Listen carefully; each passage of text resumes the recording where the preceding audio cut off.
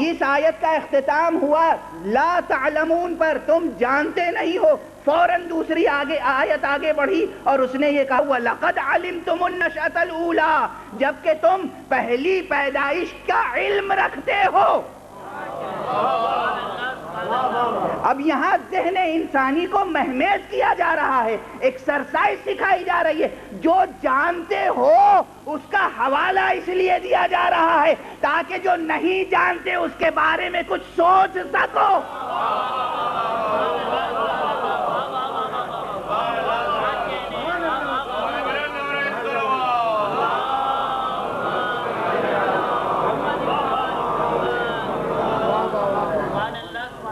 وَنُنْشِئَكُمْ فِي مَا لَا تَعْلَمُونَ وَلَقَدْ عَلِمْتُمْ، آئندہ سے تم واقف نہیں ہو مگر گزشتہ سے تو واقف ہو۔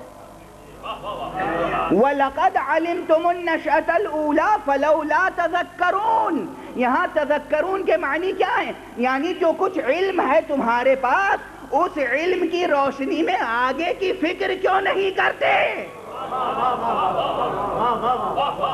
غور فرما رہے ہیں؟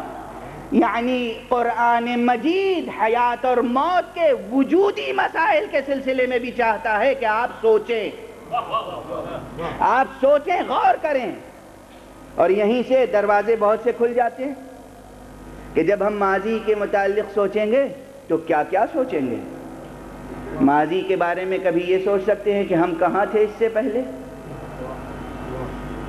ظاہر ہے کہ میں اس وقت ممبر پر ہوں اور ممبر سے قبل اس حیثیت سے پہلے کہ میں ممبر پر آؤں اور خطاب کر سکوں اور جو کچھ میں نے علم حاصل کیا ہے وہ آپ تک منتقل کر سکوں، اس سے پہلے خود میں کہاں تھا؟ طفل مکتب تھا، علم حاصل کر رہا تھا۔ جو کچھ حاصل کیا وہ آج دینے کی منزل میں ہوں۔ اس منزل سے پہلے والی منزل کیا تھی؟ کہ علم حاصل کر رہا تھا۔ اس سے پہلے والی منزل کیا تھی؟ آغوش مکتب سے پہلے آغوش مادر میں تھا۔ آغوش مادر سے پہلے رحم مادر میں تھا۔ رحم مادر سے پہلے صلب پدر میں تھا۔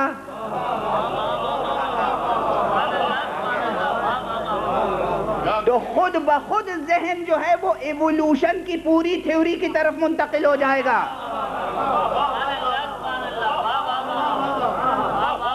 خود اپنے وجود کا ارتقائی سفر نظر میں آئے گا اور پھر یہ بات سمجھ میں آئے گی کہ وہ رب کریم ایسا ہے جس نے اس نظام حیات و کائنات کا بنیادی اصول ارتقاء قرار دیا ہے، انحطاط قرار نہیں دیا۔ صلوات پڑھیں محمد و آل محمد۔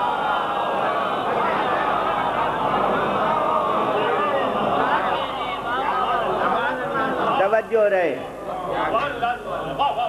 عموماً آج کی گفتگو آئندہ 9 مجلسوں کے لیے تمہید کا کام کرتی ہے۔ تو یہ اصول کیا ہے قدرت کا؟ حیات کے معاملات اور کائنات کے معاملات اور وجودیات کے معاملات ارتقاء بنیادی اصول ہے۔ ارتقاء، عروج و ارتقاء، عروج و ارتقاء، انحطاط نہیں، زوال نہیں۔ فطرت زوال سے نفرت کرتی ہے، شریعت کو زوال سے نفرت ہے، دین کو زوال پسند نہیں ہے، اور جو دین پر چلے گا وہ کبھی زوال میں مبتلا نہیں ہوگا۔ زوال کا خطرہ انہیں کو لاحق ہوتا ہے جو دین سے جدا ہو جائیں۔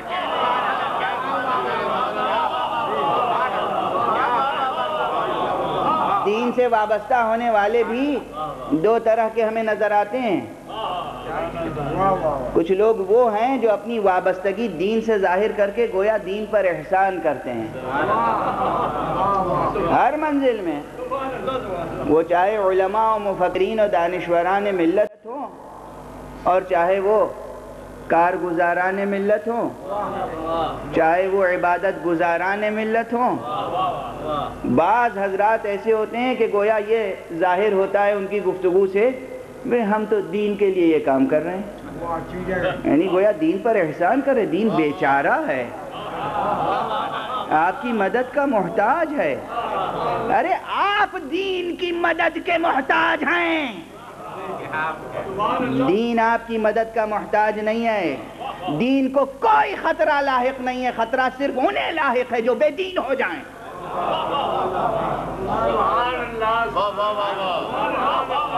نہیں، اس پر واہ واہ کہاں ہوتی ہے؟ اس پر سبحان اللہ کا کوئی موقع ہی نہیں ہے.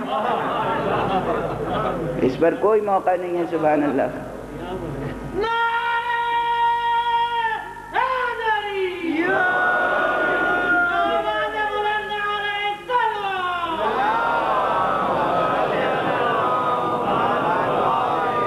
بہرحال یہ کوئی حسن طلب نہیں تھا میری طرف سے، میں تو متوجہ کر رہا تھا کہ اصول ارتقاء ہے.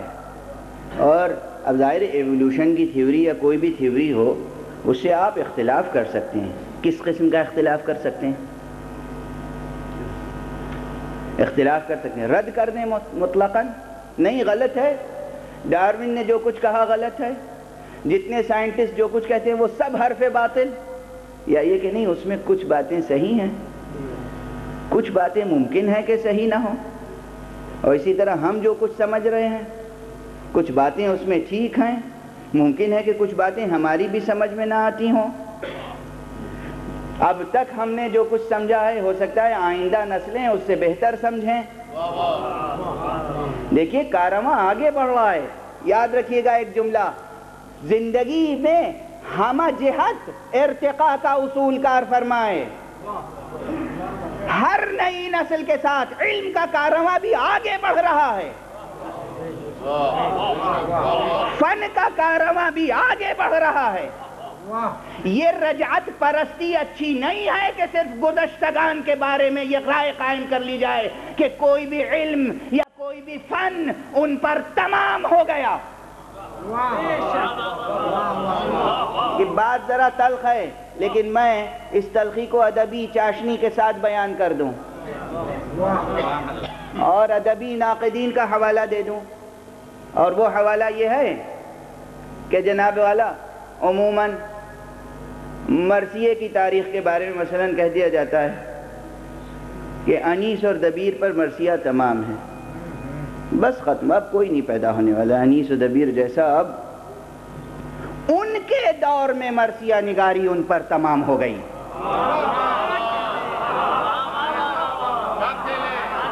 مگر مادر فطرت عقیم نہیں ہے.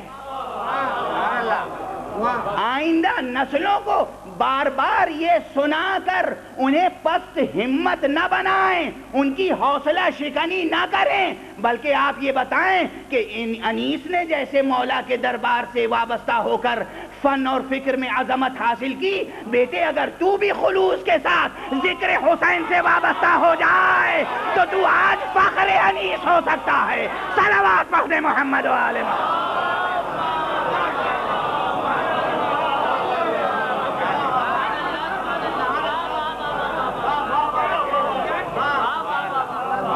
یہ غلط اپروچ ہے، ایجوکیشن کے بنیادی اصول کے خلاف ہے. سائنس کی کلاس میں کبھی یہ پڑھایا جاتا ہے کہ اب کوئی نیوٹن نہیں پیدا ہوگا، اب کوئی آئنسٹائن نہیں ہونے والا. بس سائنس میں جو حرف آخر تھا وہ عبدالسلام تھے، اب اس کے بعد بند ہے. کیسے بدلی، شکل کیسے بدلی، صورت کیسے بدلی. پہلے بندر تھے اب ہم انسان نظر آتے ہیں. اور یہ جملہ تو بہت پرانا ہو گیا ہمارا کہ اب نئی کلچرل ہسٹری جو لکھی جائے گی اس میں یہ لکھا جائے گا کہ جدید بندر انسان سے وجود میں آئے.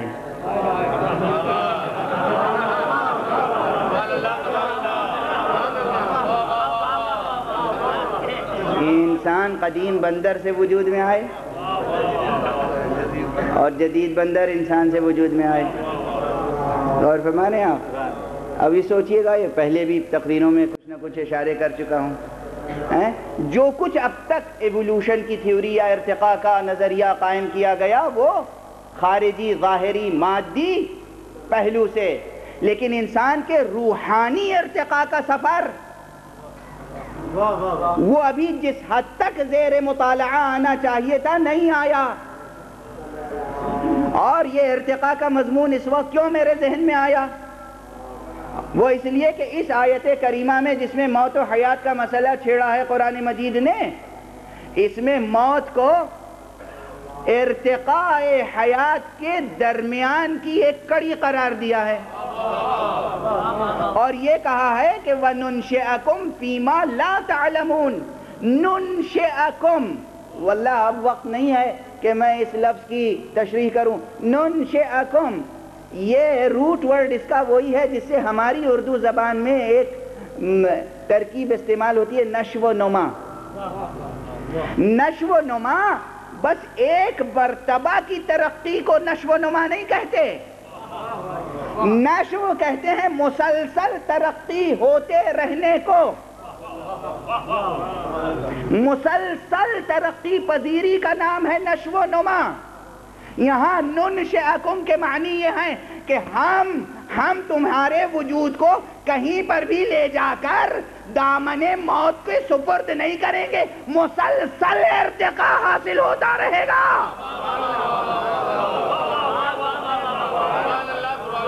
مسلسل ارتقاء کا سفر جاری رہے گا۔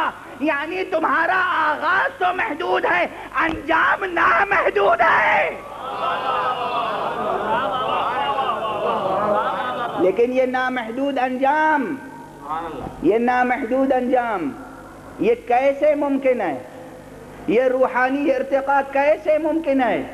جسمانی ارتقاء کیوں رک جاتا ہے؟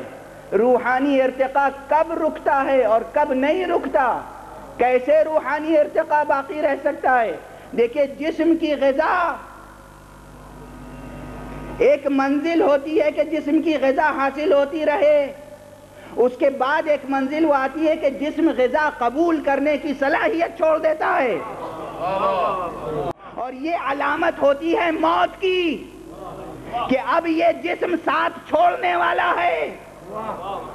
غور فرما رہے ہیں، اگر یہ جسم صحت مند ہوگا تو غذا حاصل کرتا رہے گا، غذا ہضم کرتا رہے گا۔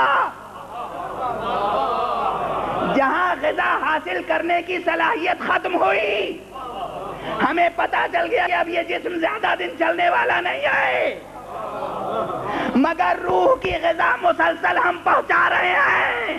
اس کے معنی یہ ہے کہ روح میں ابھی غذا قبول کرنے کی صلاحیت موجود ہے۔ یہ ایصال ثواب کسے کہتے ہیں؟ ایصال ثواب کے معنی یہ ہیں کہ روح موجود ہے، اس کی غذا ہم مسلسل فراہم کرتے چلے جا رہے ہیں۔ صلوات پڑھیں محمد و آل محمد۔